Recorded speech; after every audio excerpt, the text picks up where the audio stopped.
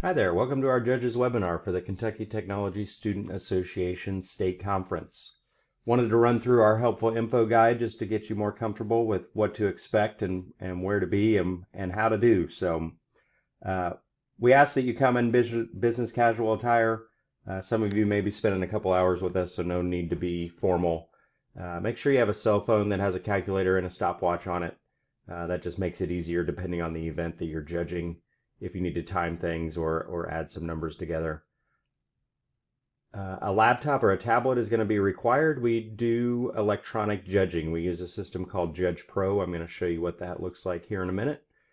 And we will have loaner laptops available you can check out at the registration desk. And speaking of the registration desk, once you park in the Commonwealth parking garage, you'll walk across the pedway and then enter on the second floor of the Marriott. Proceed to Ballroom 10. Outside of Ballroom 10, we'll have a registration desk for you where you'll receive your badge so people know who you are and why you're there, a map so you know where to find your event room, a little gift and a token of appreciation for helping and giving your time to the Kentucky Technology Student Association. Please arrive at least 15 minutes early before your first event so you can find your event room, find a restroom if you need it. And your event coordinator, the person that will have all the materials and supplies for your event, will meet you in your event room. So you just check in with us at the registration desk and then proceed directly to your event room where you'll meet your event coordinator and proceed to judge whatever event or events that you've signed up for. New as of last year, but those of you that maybe didn't come last year but have judged for us in the previous years, we have moved all judging to an electronic system called Judge Pro. Again, I'm going to go over that to show you what that looks like here in a minute. And that system automatically calculates multipliers, and I'll show you what that means when we get to that area. But some rows on certain rubrics are worth twice or maybe even triple or quadruple the amount of points. Old school, when we did this on paper, you would have to manually calculate those multipliers, but this system does that for you. So I'll show you that here in a second. As you work, if you have another judge with you, or maybe even two other judges, confer before you enter your scores and submit for that team or that individual. We like to have our scores within 10 points of each other so students understand a consistent score rather than one judge scoring really easily and another judge scoring very difficult. And then they have a hard time gauging which judge is more accurate than the other, especially if they plan on attending the TSA National Conference this summer. One thing you'll want to look at, due to the shortened 2-day event that we host compared to the national event that's a 4-day event, we do have to modify certain events, and your event coordinator is going to understand this as well. But you may just take a peek at this event modification guide to understand if we've had to modify your event in a certain way to make it fit within our timeline. So check that out before you show up. It's a hyperlink in this event guide or this info guide for you. So let's talk about what a competition event guide looks like and how to read it. So I've listed down here at the bottom of page 1 just the overview of any and all event guides. First of all, there are general rules that apply to all events.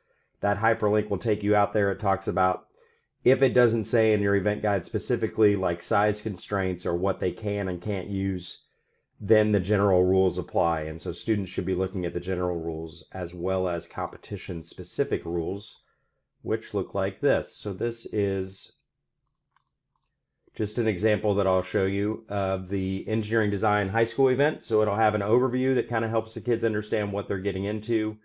It'll reference a themes and problems page. So there's a website that students go out to understand what the theme or the problem is for that event, if there is one. Some events have those, some don't. Eligibility is based on national conference. So we as a state can send 3 teams on to national conference. You can ignore that for our state conference. Time limits help you understand kids receive 10 minutes for their presentation, and then there's 5 minutes for an interview. Again, we may modify that, so check the event modification guide. Competition attire, I'll talk about that here in a second. It talks about what students should do before they ever show up. And then over here in this event guide, talks about what they're going to do for preliminaries, and then talks about semifinals. So that, again, may be modified. This is all done by the national office. We may need to modify. And then here's where we get into the weeds. So it talks about their documentation portfolio, every page they should have, and the order that those pages should be in. So that's going to be crucial when you're judging portfolios. Make sure students are following this. We do not do flash drives. Everything will be submitted online, so you'll have a PDF that you can simply click on in the judge system and open that up on your laptop screen, and then judge using the rubric on your laptop screen as well. I'm not going to read all this to you, but just use this as your guide, so as you're judging. And then it talks about the display. In this case, this event has a display. It talks about how you're going to evaluate it, the 21st century leadership skills that they're going to be learning if they compete in this event, and then careers that relate to this event. One thing that, if your career directly relates to the event that you're in, talk to the students about that. Help them understand, hey, I would have loved to have done this because now I'm a civil engineer and this is the type of work that I do. So one thing that we want students to understand is these events align to careers. We want them to understand what they need to do post-secondary or straight into the workforce or an industry credential in order to be successful in these types of events and turn these events into careers. So take time, help students understand that. And then at the bottom of this event is going to be the rubric. So the most important part of any rubric is go, no go. If a student does not submit their display or their prototype or their portfolio, in our case online, not on a USB flash drive, it's automatically disqualified. We don't have time to judge half an event for a student. This is what advisors are for. So advisors should be advising students what they should submit. So first and foremost, when you get into an event guide, if there is something missing on that go, no go, you simply check entry not evaluated, and then you make a little note in the comments box and say portfolio was not submitted, and then you move on to the next one. So we don't have time to go through and judge half a submission. We're looking for the high quality submissions. We're trying to determine top 3 for our award ceremony. And it simply just takes more time than it should. I've talked about multipliers. So if you see here, aesthetics for this event is worth a multiplier of 1. This one's a multiplier of 1. But the impact of their display is worth 2. So in the system, when I show you that, this will automatically calculate. So you're going to type in an 8 over here. It'll automatically calculate that that's worth twice as many points and kick out a 16 on the back end.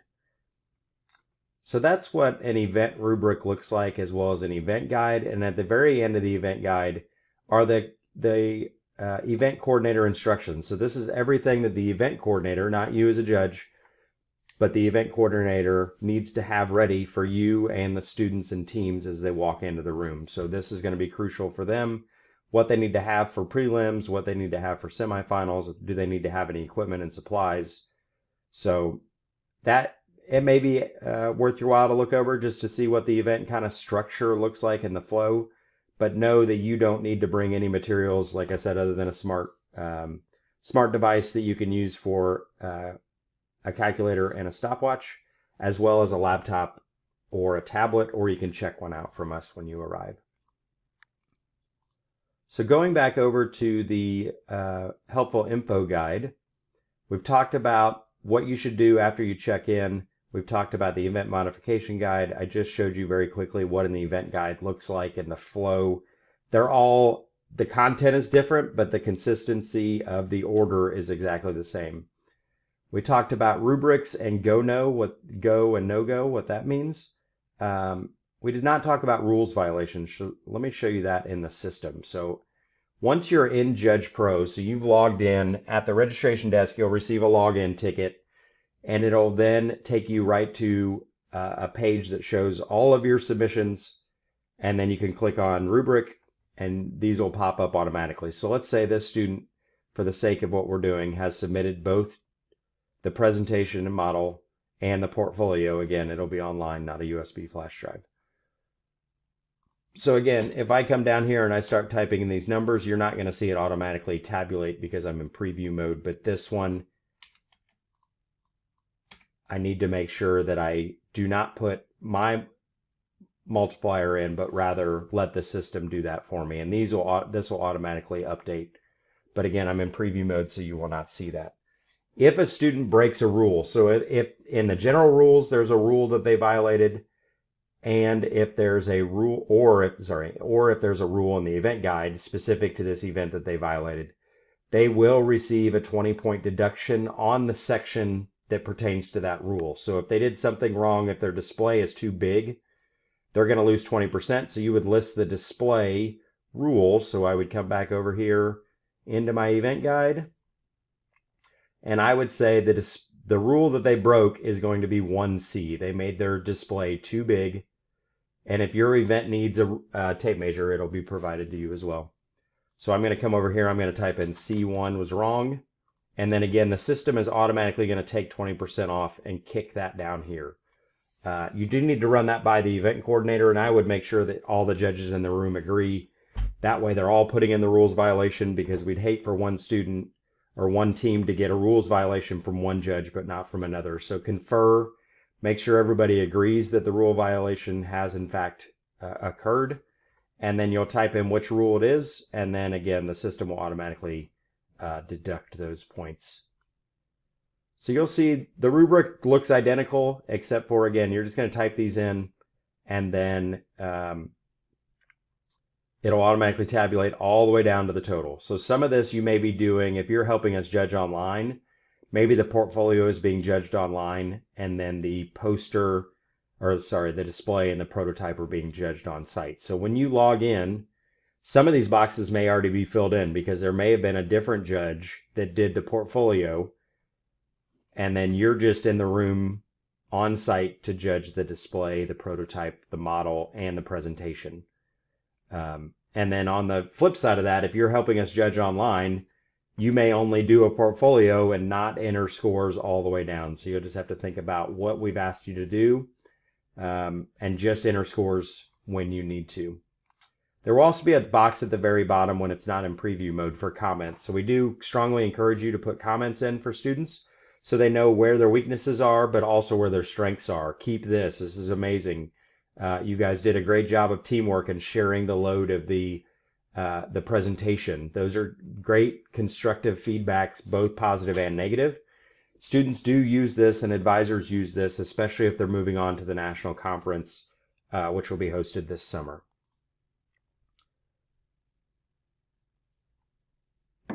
So we talked about the rubric, what it looks like in the Judge Pro system. Once your event has concluded, make sure all the rubrics have tallied. Make sure you've submitted them in Judge Pro. Make sure that you and the other judges and the coordinators all agree on the top 3 winners. So the system you can rank the scores in ascending order, and that way you can see the top 3 winners, and just make sure that everybody in the room agrees before you all leave. The coordinator will then bring everything back to the registration desk, including the packet, any equipment and supplies that they have. And then you'll come back to the registration desk, turn your badge back in so we can reuse those, and then we'll hand you a parking voucher so you can get out of the parking garage for no cost. One thing new before I move on to this next thing, and I didn't mention this, but we are moving to feeding judges in a room during a designated time. So if you're coming and your event spans lunch, so that's like noon to 1, or your event spans dinner from like 6 to 7, we will have a room set up, and the registration desk will tell you where that is. And you'll be able to take a break from your event. In most cases, some events do span over dinner, and you may just need to go get a plate and then come back and bring it back to your room to continue judging.